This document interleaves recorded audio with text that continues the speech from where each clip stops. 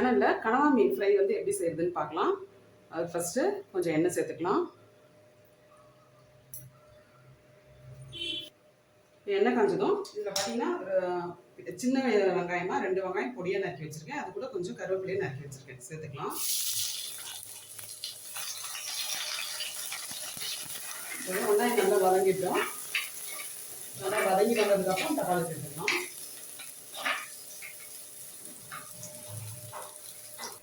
இப்போ வெங்காயம் நல்லா வதங்கிடுச்சு. இப்போ 2 தக்காளி பொடியாக நறுக்கியிருக்கேன், அதை சேர்த்துக்கலாம். சேர்த்து இந்த தக்காளியும் நல்லா குழஞ்சி வெஞ்சு வரட்டும்.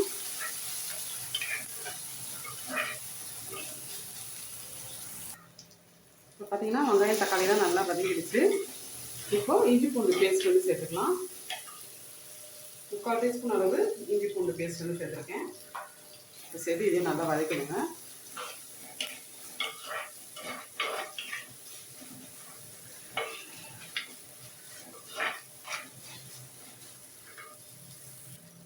இப்போ எல்லாமே நல்லா வதங்கிடுச்சு. இப்போ மசாலாலாம் சேர்த்துக்கலாம். தனி மிளகாத்தூள் பார்த்தீங்கன்னா ஒரு 1/2 ஸ்பூன் சேர்த்துருக்கேன்.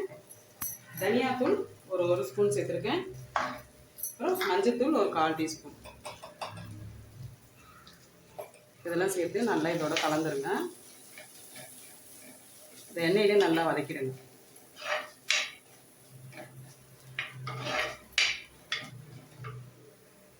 இப்போ இதில் கனவா மீன் சேர்த்துக்கலாம். 1/2 கிலோ அளவு கனவா மீன் எடுத்து நல்லா க்ளீன் பண்ணி எடுத்து வச்சுருக்கேன். இப்போ அதை சேர்த்துக்கலாம்.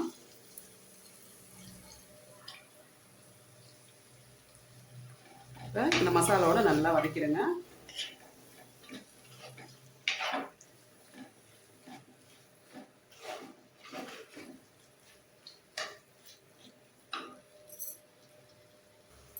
இப்போ இதுக்கு தேவையான உப்பு சேர்த்துக்கலாம். சேர்த்து இப்போ நல்லா கலந்து விட்டுருங்க.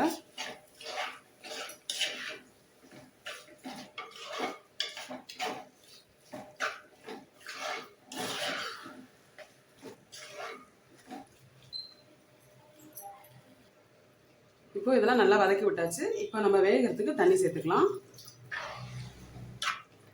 கனவா மீன் முழுகிற அளவுக்கு நம்ம தண்ணி சேர்த்துக்கலாம். ஒரு 10 நிமிஷம் வேக வச்சு எடுத்துப்போம். உப்பு காரெல்லாம் கரெக்டாக இருக்கான்னு செக் பண்ணிக்கோங்க. இது அப்படியே இருக்கட்டும். ஒரு 10 நிமிஷம் கழிச்சு நம்ம பார்க்கலாம்.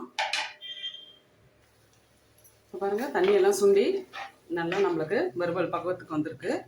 இப்போ இதில் கொஞ்சமாக பெப்பர் சேர்த்துக்கலாம். ஒரு 1/4 டீஸ்பூன் அளவு பெப்பர். அப்புறம் கரம் மசாலா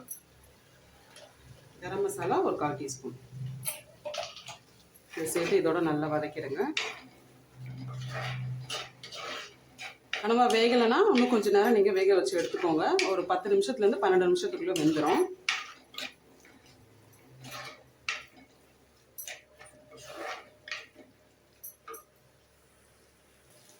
இப்போ ஃபைனலாக நல்லா கொத்தமல்லி கருவேப்பிலையும் சேர்த்துக்கலாம். சேர்த்து இந்த சூட்லேயே நல்லா கலந்து விடுங்க. இந்த ஃப்ளேவர் வந்து நல்லாயிருக்கும். கடைசி அந்த மாதிரி நிறைய சேர்த்திங்கன்னா அந்த ஃப்ளேவர் சூப்பராக இருக்கும். அவ்வளோதான், நம்மளுக்கு எப்போ சூப்பரான கனவா மீன் ஃப்ரை வந்து ரெடி ஆகிடுச்சு. நீங்களும் இதே மாதிரி செஞ்சு பாருங்கள். ரசம் சாதம், சாம்பார் சாதம், இதுக்கெலாம் இது வந்து சூப்பராக இருக்கும். ட்ரை பண்ணி பாருங்கள். எப்படின்னு சொல்லி கமெண்ட்டில் சொல்லுங்கள். இந்த வீடியோ உங்களுக்கு பிடிச்சதுன்னா லைக் பண்ணுங்கள், ஷேர் பண்ணுங்கள். மறக்காமல் தஞ்சை கிச்சன் கலாட்டாக்கு சப்ஸ்கிரைப் பண்ணாதவங்க சப்ஸ்கிரைப் பண்ணிக்கோங்க. தேங்க்யூ.